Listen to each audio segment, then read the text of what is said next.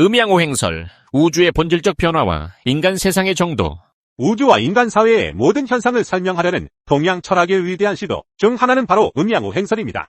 이 중 음양론은 음과 양의 끊임없는 변화를 통해 만물이 생성하고 소멸하는 역학론의 근간을 이룹니다. 음과 양이 합쳐져 하나의 기가 된다는 우주론으로서 자연의 변화를 가져오는 출발점이 되는 것입니다. 이러한 음양 사상은 어느 한 측면만으로 사물을 보아서는 안 된다는 깊은 통찰에서부터 시작됩니다.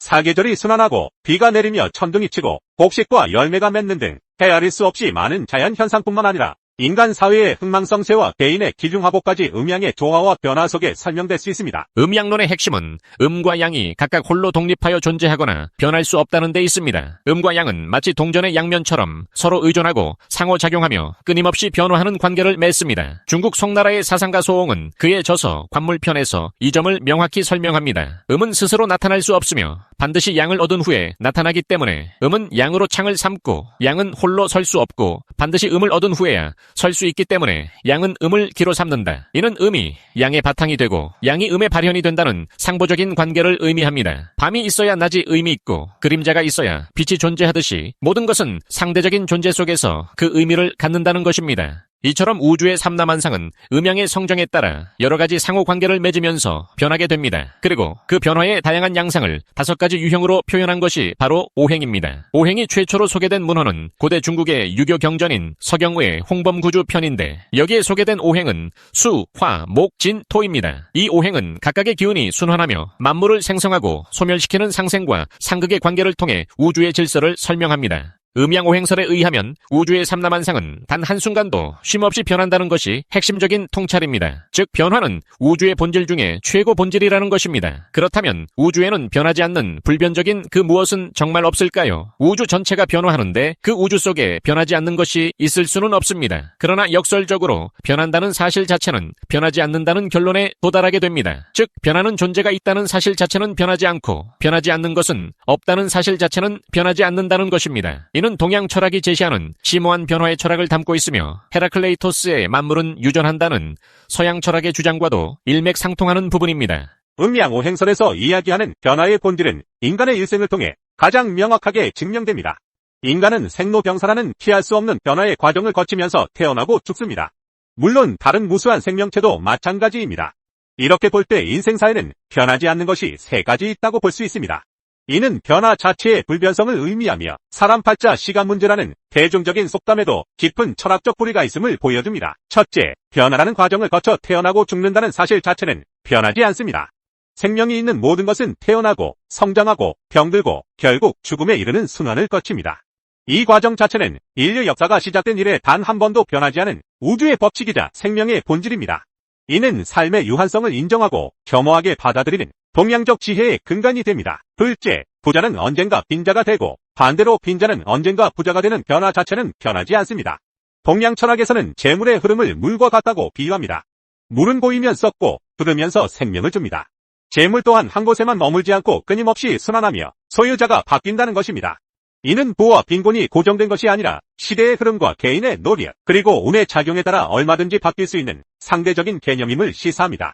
재벌가가 몰락하고 맨손으로 성공신화를 쓰는 이들이 등장하는 현대 사회의 모습은 이러한 음양오행의 변화의 법칙을 그대로 보여줍니다. 셋째, 높은 자리에 있는 자는 언젠가 낮은 자리로 내려오고 반대로 낮은 자리에 있는 자는 언젠가 높은 자리로 올라선다는 변화 자체는 변하지 않습니다. 권력의 속성 또한 재물과 마찬가지로 고정된 것이 아닙니다. 동양에서는 권력을 물 또는 바람에 비유하기도 하는데 이는 모두 흐르고 움직이며 변화하는 속성을 가집니다. 역사의 수많은 흥망성쇠는 권력의 무상함과 순환성을 증명합니다.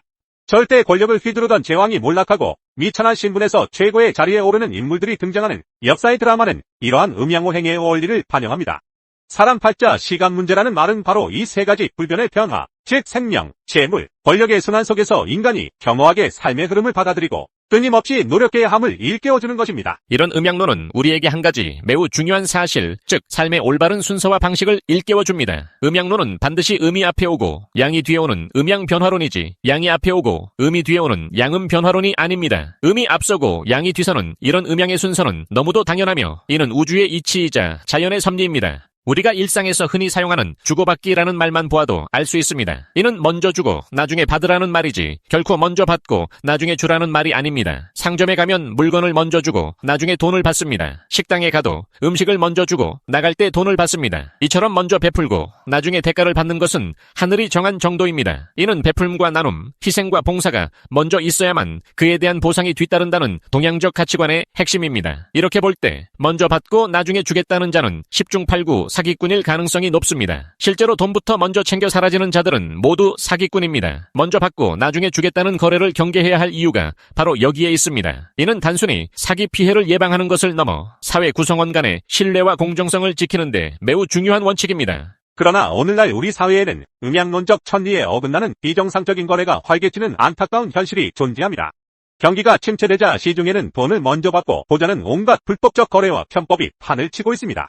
보험회사나 상조회사의 경우 납입금을 먼저 받고 목돈이나 서비스를 나중에 주는 것을 원칙으로 합니다. 고객을 끌어들일 때는 온갖 혜택을 다 줄 것처럼 광고해놓고 정작 약정한 목돈이나 서비스를 줘야 할 때는 온갖 조건을 붙여 미루거나 깎으려 드는 경우가 많습니다.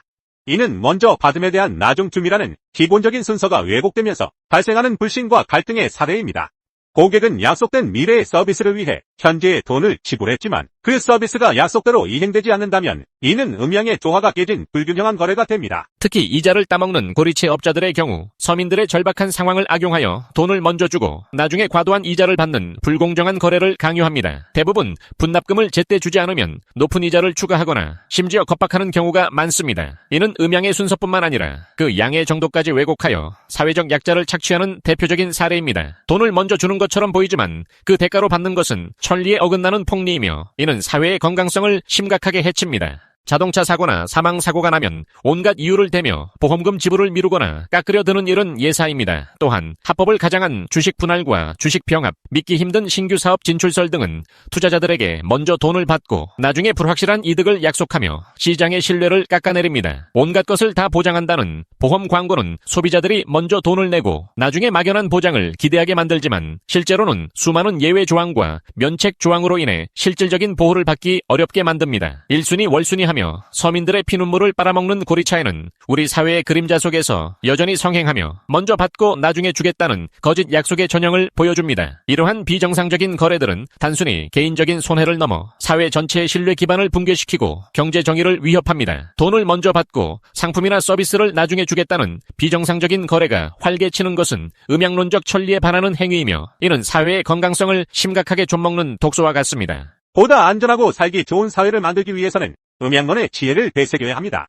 우리는 가능한 한 상품 서비스를 먼저 주고 돈을 나중에 받는 정상적인 거래를 최대한 장려하고 돈을 먼저 받고 상품 서비스를 나중에 주는 음양론적 천리에 어긋나는 비정상적인 거래를 최소화해야 할 것입니다.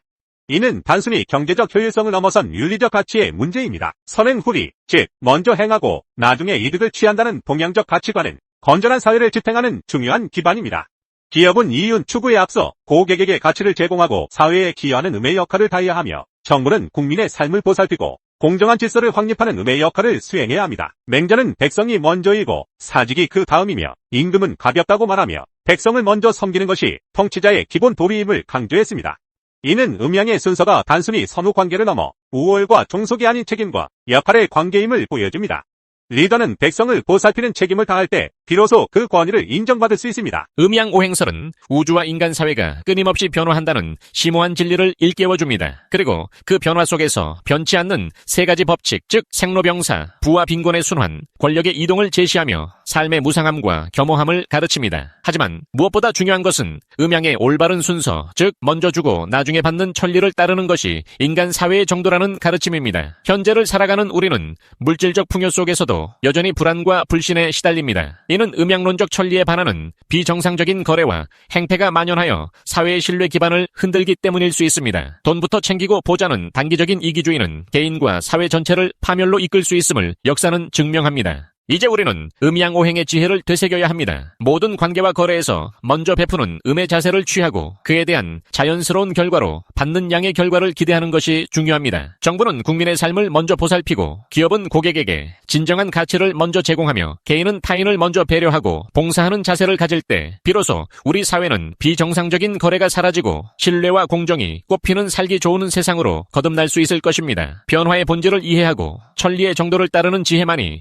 혼란스러운 시대를 극복하고 진정으로 지속 가능한 사회를 만들 수 있는 유일한 길입니다.